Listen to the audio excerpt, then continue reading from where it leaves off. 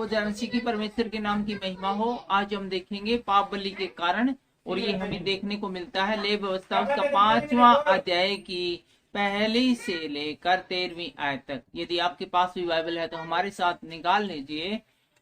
लेव व्यवस्था की किताब और उसका 5वां अध्याय पहली से लेकर 13 आयत तक, जहां आज हम देखने वाले हैं पाप बलि के कारण। शुरू करते हैं।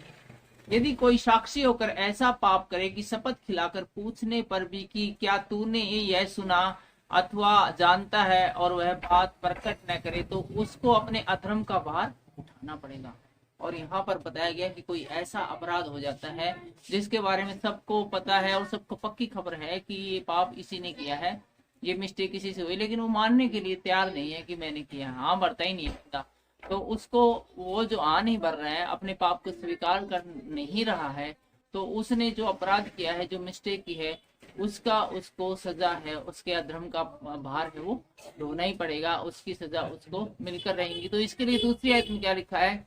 अथवा यदि कोई किसी अशुद्ध वस्तु को अज्ञानता से छू ले, तो चाहे वह अशुद्ध बेनेले पशु की हो, चाहे अशुद्ध पशु की हो, चाहे अशुद्ध रेंगने वाले जीव की, जंतु की लोथ हो, तो वह अशुद्ध होकर दोषी ठहरेगा। और यहाँ पर बताएंगे किसी अशुद्ध वस्तु के कारण भी कोई वस्तु है, वो कोई प्राणी है, कोई मनुष्य है, वो अशुद्ध हो सकता है किसी अशुद्ध वस्तु को छूने से, किसी मरे हुए पशु वगैरह से छूने से। अथवा यदि कोई मनुष्य किसी अशुद्ध वस्तु को अज्ञानता से छू ले, चाहे वह अशुद्ध वस्तु किसी भी प्रकार की क्यों ना हो, जिससे लोग अशुद्ध हो जाते हैं, तो जब तक वह बात को जान लेगा तब वह दोषी ठहरेगा। यहाँ लिखा है कि अथवा किसी ऐसी वस्तु से भी अशुद्ध हो सकता है जिसके बारे में उसको पता नहीं था कि वो उससे अशुद्ध हो जाते हैं, लेकिन जिस दिन वो जान लेगा कि वो इससे अशुद्ध हो गया है और उसने अशुद्ध वस्तु को छुआ था, तो उस दिन उसको वो भार है उठाना पड़ेगा, उसी दिन वो उसके लिए पापी ठहर जाएगा। जबकि ये तो है यहोवा के नियम है, मूसा के नियम है, परमेश्वर के नियम है, लेकिन नॉर्मल जो भारत सरकार के नियमों के तहत जो भारतीय दंड संहिता के अनुसार है,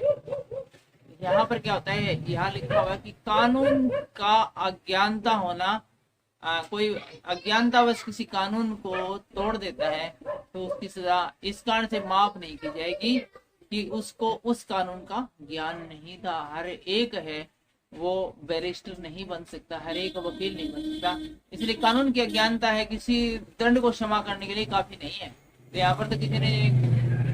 लाल बत्ती क्रॉस कर दी, कोई बिल्कुल अनपढ़ आदमी था बेचारा, गाँव दावड़ा, उसने बेराय को नहीं लाल बत्तियां के मतलब, पीली बत्तियां के मतलब, हरी बत्तियां के मतलब है, तो उसका चलान करने से इस कारण से बच नहीं सकता कि उसको पता नहीं। जबकि परमेश्वर के नियम में यहाँ पर है थोड़ी सी ढिलाई बढ़ती है, कहा कि यदि किसी को पता ही नहीं है कि कानून क्या चीज है और वो तोड़ देता है और उसको, लेकिन जिस दिन उसको पता चलता है कि ये तो उस दिन मैंने काम किया था, ये तो कानूनन सही नहीं था, तो उस दिन वो है उसका सजा के लिए वो तैयार रहे। अथवा यदि कोई बुरा या भला करने को बिना सोचे समझे शपथ खाए, चाहे वह किसी प्रकार की बात है, वह बिना सोचे विचारे शपथ खाकर कहे, तो ऐसी बात में वह दोषी उस समय ठहरेगा जब उसे मालूम हो जाएगा। और जब वह इन बातों में किसी भी बात में दोषी हो, तब जिस विषय में उसने पाप किया हो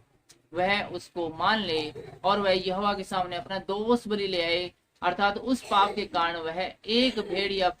बकरी पाप बलि के लिए ले आए, तब याजक उस पाप बलि के विषय उसके लिए प्रायश्चित करें। और पर यदि उसे भेड़ या बकरी देने की सामर्थ्य न हो, कोई ऐसा भी तो हो सकता है जैसे भेड़ बकरी देने की सामर्थ्य न हो, बिल्कुल गरीब हो, तो अपने पाप के कारण 2 पंडुक या कबूतर के 2 बच्चे दोष बलि चढ़ाने के लिए यहोवा के पास ले आए। जो ऐसा व्यक्ति तो कबूतर के बच्चे पकड़ के ले, लेकिन लाने जरूर है। उनमें से एक तो पाप बलि के लिए और दूसरा होम बलि के लिए, वह उसको याजक के पास ले आए और याजक पाप बलि को पहले चढ़ाए। पाप बलि को याजक को पहले चढ़ाना है और उसका सिर गले से मरोड़ डाले पर अलग न करें, और वह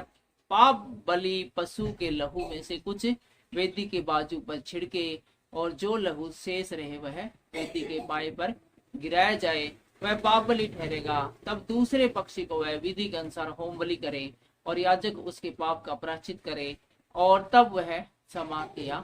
जाएगा।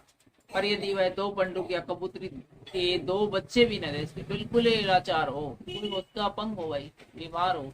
या फिर जिन्हें कबूतर न पकड़ने आते हो, तो ऐसा व्यक्ति भी हो सकता है जिसकी सामर्थ्य ना हो 2 कबूतरी की बच्ची देने की, तो वह अपने पाप के कारण अपना चढ़ावा एप्पा का 10वां भाग मैदा पाप बलि करके ले आए। उस पर न तो वह तेल डाले और न लोबान रखे, क्योंकि वह पाप बलि होगा। वह उसको याजक के पास ले जाए और याजक उसमें से अपनी मुट्ठी भर समण दिलाने वाला भाग जानकर वेदी पर यहोवा के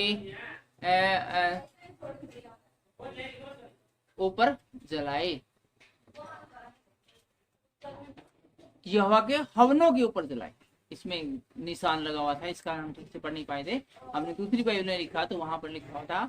कि वह यहोवा के हवनों के ऊपर जलाए, वह पाप बलि ठहरेगा। और इन बातों में से किसी भी बात के विषय में जो कोई पाप करे, याजक उसका प्रायश्चित करे और तब वह पाप क्षमा किया जाएगा। और इस पाप बलि का शेष अन्न बलि के शेष के समान याजक का ठहरेगा। परमेश्वर का वचन सुने जाने पर परमेश्वर आपको आशीष दे, बरकत दे। सबको जय मसीह।